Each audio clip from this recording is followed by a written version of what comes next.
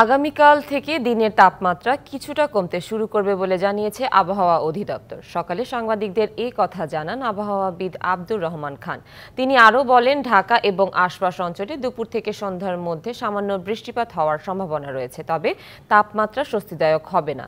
বৃহস্পতিবার, শুক্র ও শনিবার রাজশাহী, চুয়াডাঙ্গা, যশোর, পাবনা ও রংপুরে বৃষ্টি হওয়ার সম্ভাবনা একেবারেই কম। তবে ৫ তারিখে সারা দেশে বৃষ্টিপাত হওয়ার সম্ভাবনা আছে, তখনই স্বস্তিদায়ক তাপমাত্রা বিরাজ করবে।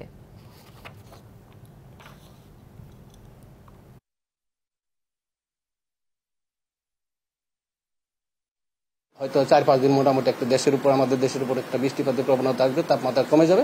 এর পরবর্তীতে হয়তো বৃষ্টিপাত আবার কমে গেলে তখন আবার তাপমাত্রা কিছুটা বৃদ্ধির দিকে চলে যায়।